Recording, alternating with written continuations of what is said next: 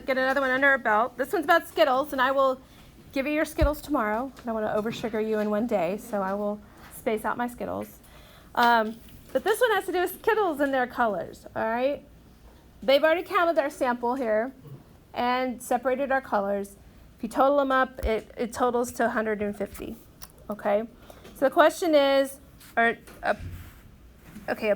opposed to M&M's, Skittles claims that their 5 colors are equally likely. So if they're equally likely, what's your chance of getting a red? 1 out of 5 or 20%, right? 1 out of 5 or 20%. So P would be 1 out of 5 or 0.2. So we'll need that in a moment. Okay, so let's just run this through our 4-step process, and you'll see it picks up speed after you've seen it once, okay? So what are we going to say for our null?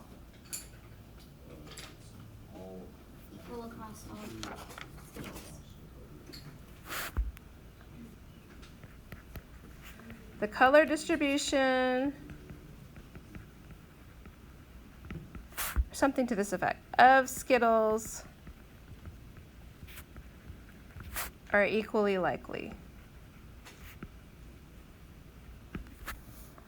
So then the alternative would be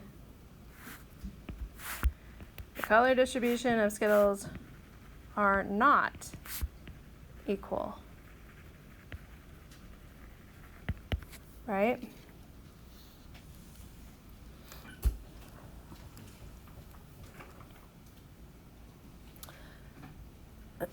So, yeah.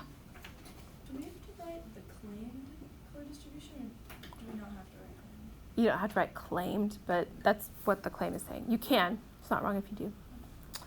Name of the procedure. Okay, so chi-squared GOF. All right, the GOF is important because there's actually 3 types of chi-squareds.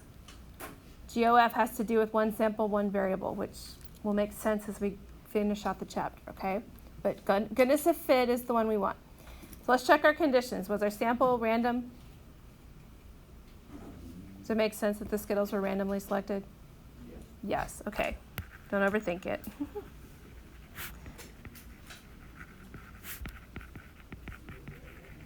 Do we have to check 10%?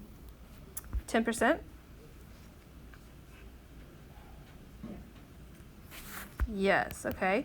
So let's think. Is 150 less than 10% of all Skittles? Yeah, I think that's a fair assumption. And now let's do expected counts.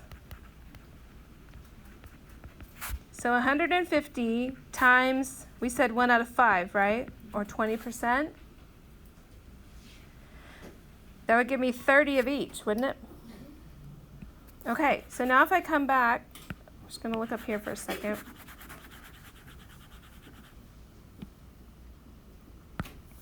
So if expected was all 30s, we can see which one's going to contribute the most, can't we? Which one? Green, much big difference there, right? All right, so all of our conditions are happy. The formula, you don't have to write this every time, but don't do that, whatever you do. Observed minus expected squared over expected. All right, that's on your chart. I'm just doing it for reference, okay? My work, do like the first category, so purple, 37 minus 30 squared over 30 plus ... Then do the last category.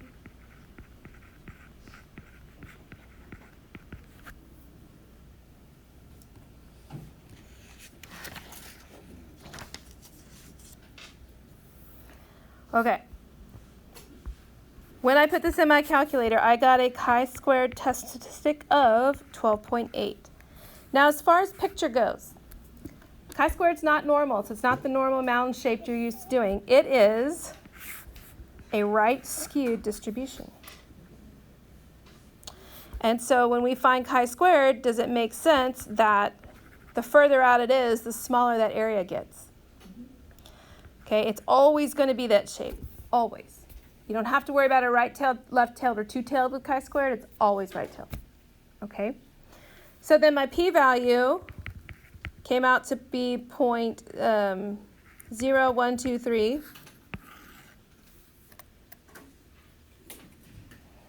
We'll do some practice tomorrow with our calculators so you can get comfortable with that. All right, now, conclusion. So since 0.0123, that's less than our alpha, isn't it? What are we going to do? We reject the null. We have convincing evidence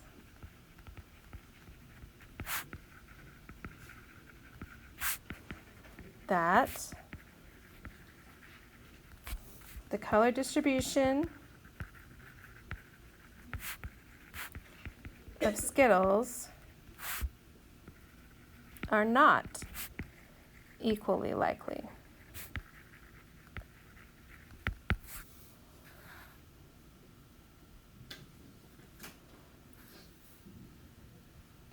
And then number, what is this, 1 down here? It says which color was most different? What did we already say? Green. The green. So it's the biggest contributor to the overall chi-squared statistic. And then what parts of the 4-step process that we've been doing do we not have to do anymore? Normal. What else? Opening in the critical number, the T is value. Yeah, we don't have critical values, right? But we didn't have that with hypothesis tests either. We just had that with intervals. Can you think of anything else?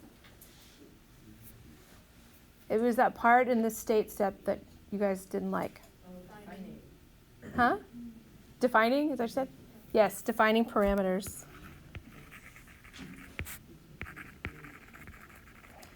Because we no longer have parameters, do we? We're not talking about means or percentages anymore. We're talking about counts. All right? Now, back, this top part is really just a summary of what we did. So it's a really good place for us to start tomorrow as a warm-up. And then we'll go through this one and make sure you're comfortable with calculator stuff. And then you'll have the rest of the period to A, eat your Skittles, B, work on your practice question. Okay? Deal? Quiz will be Monday. It's only over goodness of fit. That's it.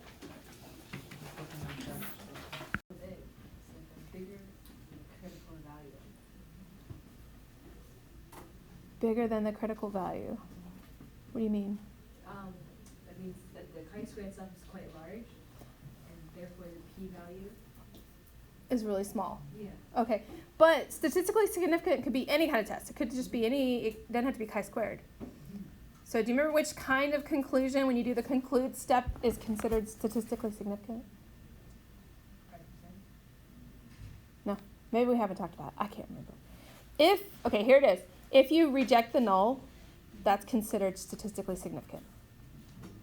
Okay, so maybe make yourself a note. If it's statistically significant, which means I rejected null, then you kind of add a little extra to your conclusion, and you talk about which one is the largest contribution to the chi-squared sum. And you look to see, okay, which color, for instance, contributed the most and why? Was it way less than expected or way more than expected? Be real specific about that. And we'll do one of those here in a moment, okay? Okay, let's do this problem just to kind of warm us up. All right, traffic light is installed to allow traffic from a seldom used side street to cross a 4-lane highway.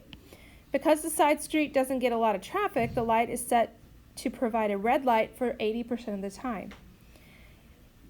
Yellow 5% of the time and green 15% of the time.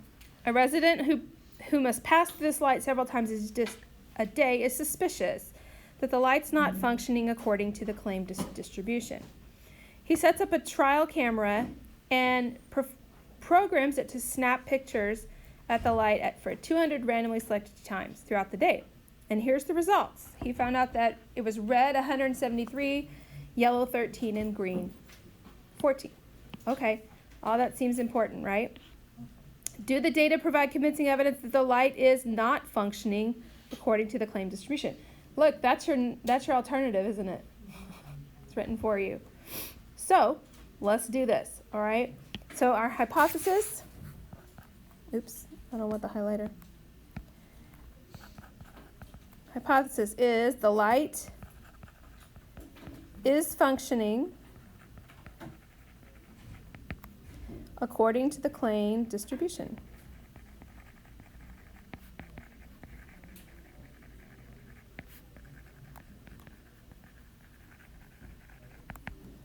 And then the alternative would be what? It's not functioning, right? Light is not functioning.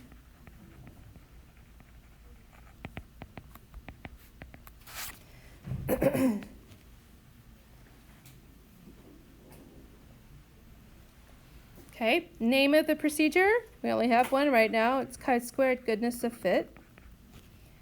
And then we check our conditions. So random, is that addressed in the setup? Yep, there's 200 randomly selected times.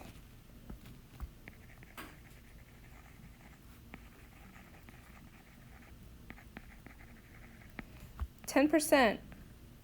Okay, so is 200 less than 10% of all the times he could have chosen? Yeah.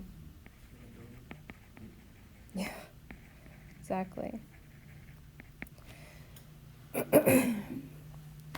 Now we do expected counts. All right, so we got to do a little work here because it's not as obvious.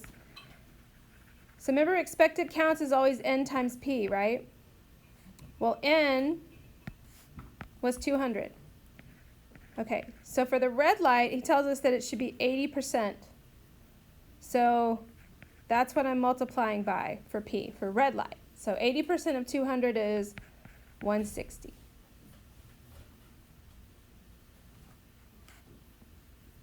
And then for the yellow light, it's 200 times, and it says 5%. That would be 10. And then the green light is supposed to be 15%, which would give me 30. So these are my expected counts, and they're all greater than or equal to 5, so that is satisfied. So there are times, and it's usually, it's pretty common actually, to have to calculate expected differently for each color or category, whatever it is. Okay, so just read your question, it's all there. Specific formula, okay, that's given upstairs, up in the table, on your chart, whatever. Now, work. So as far as work, remember we're going to show like the first couple steps. We only have 3 colors. It's not extensive on this one. But if I do red, remember it's observed minus expected squared over expected. And it's the sum of all the categories. So observed for red was 173 minus expected over expected plus, I'm just going to go ahead and do all 3 because it's pretty easy. Observed was 13 minus 10 squared over 10, and then 14 minus 30 squared over 30.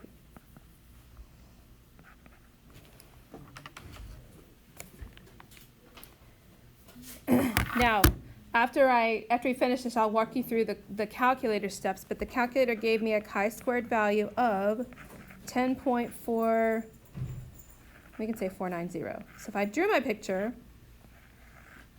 it's way out here. Right, skewed. And it gives me a p-value of 0.005. Now, how many degrees of freedom would this guy have? 2, because there's 3 categories, right? 3 minus 1 equals 2. Okay. That is something you'll have to put in the calculator. But now we have what we need for our conclusion. So let's do it. Okay, so since 0.005 is less than our alpha of 0.05,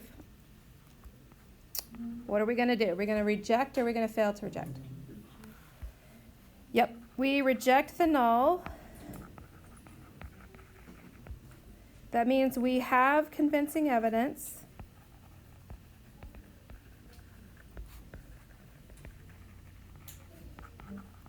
that, and then look at our alternative. The light is not functioning according to the claimed distribution.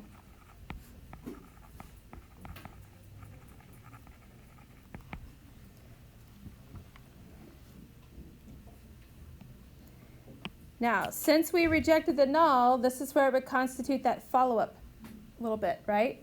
About which of the categories contributed the most to our chi-squared. So look at our differences here, all right? Red had a difference of around 13, right? Yellow had a difference of 3. This has a difference of 16. So which of the 3 colors contributed the most? Green. And then ask yourself, okay, was it more than we expected or less than we expected? The observed. Was what they observed more than we expected or less? Way less, right? So that's the reason it contributed the most. So we would say the green light, oops, pen. Green light contributed the most since it was much less, or I guess you could say occurred much less than expected. And that's really all there is to it. Okay, sometimes you'll have a tie, but not very often.